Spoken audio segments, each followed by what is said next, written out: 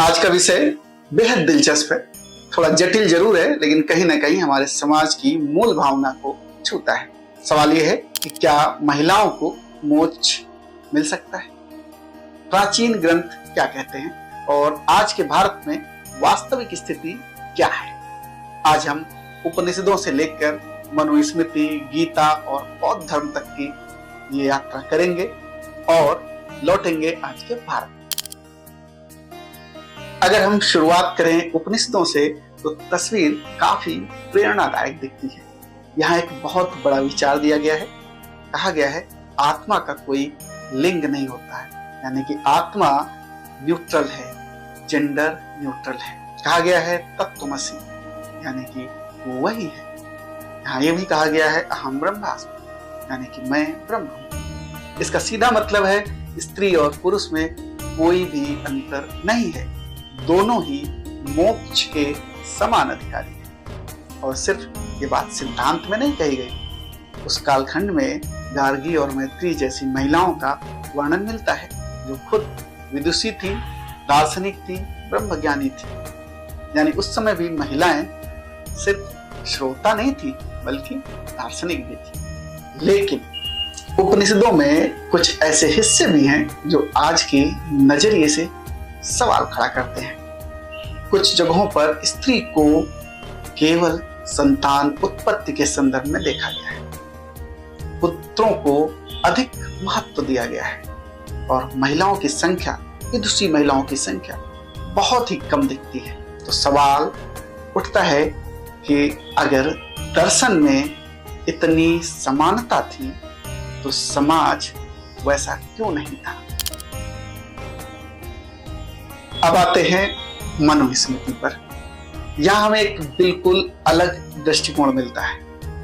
यहाँ पर नारी की स्वतंत्रता को खारिज किया गया है। मनुस्मृति कहती है पिता रक्षति कौमारे भर्ता रक्षति यौवने रक्षन्ति स्थविरे पुत्रा न स्त्री स्वतंत्रम अर्हति। यानी कि पिता कौमार्य के दौरान रक्षा करता है और जब उसकी शादी हो जाती है तो उसकी रक्षा करने के लिए उसका पति है, और जब बुजुर्ग हो जाती है तो उसकी रक्षा बेटा करता है। यानी कि स्त्री स्वतंत्र नहीं है। The women is never fit for independence. यहाँ स्त्री की भूमिका बहुत आसानी से तय कर दी गई। उसको पुरुषों के साथ उसकी स्वतंत्रता को बंधन युक्त कर दिया गया, यानी कि पिता के अधीन, पति के अधीन और पुत्र के अधीन। सबसे बड़ा जो सवाल है वो सवाल ये है कि मोक्ष का कोई भी स्वतंत्र मार्ग महिलाओं के लिए नहीं बताया गया है। उनकी मुक्ति का केवल एक मार्ग बताया गया है कि आप पति की सेवा ठीक से करेंगी तो मुक्ति मिलेगी। तो यहाँ स्पष्ट हो जाता है कि समाज में उस वक्त पितृसत्ता बहुत ही गहराई से डीप रूटेड मौजूद थी।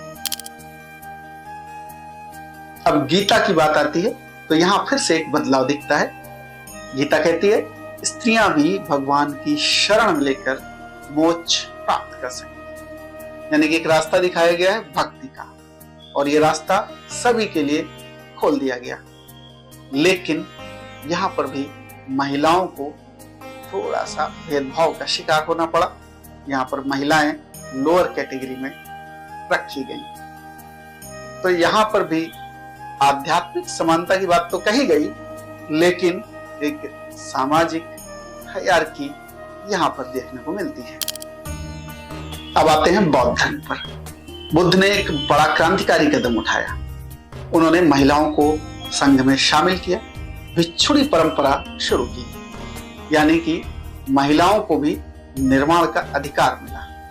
लेकिन भिक्षुणियों के लिए अलग और कठोर नियम बनाए गए और उन्हें भिक्षुओं से, यानी जो मेल भिक्षु थे, उनसे नीचे रखा गया, उनकी कैटेगरी डाउन कर दी गई। तो यहाँ पर भी एक वही पैटर्न मिला जो ऊपर हमें मिला देखने को, कि अवसर तो मिला लेकिन बराबरी अधूरी रही। अब आज का सबसे बड़ा सवाल, 2026 में महिलाओं की आध्यात्मिक स्थिति कैसी है? हम कह सकते हैं महिलाएं पढ़ रही हैं, उपनिषद गीता खुद समझ रही हैं। सोशल मीडिया पर खूब आध्यात्मिक कंटेंट भी बना रही हैं। महिलाएं गुरु की भूमिका में भी हैं, योग और ध्यान गुरु की भूमिका में भी हैं। लेकिन बड़े मंदिर और जो धार्मिक स्थल हैं, मठ हैं, धार्मिक संस्थाएं हैं, वहां पर उनकी भूमिका नगण्य है। वहां पर पुरुषों का वर्चस्व है और ठीक ठाक वर्चस्व है। कुछ जगहों पर तो महिलाओं को आज भी प्रतिबंधित कर दिया गया है। कुछ मंदिरों में परंपरा और समानता के बीच आज भी संघर्ष जारी है। तो पूरी चर्चा को अगर एक लाइन में समझें तो दर्शन कहता है स्त्री और पुरुष बराबर हैं। समाज कहता है अभी नहीं, अभी पूरी तरह से बराबर नहीं है।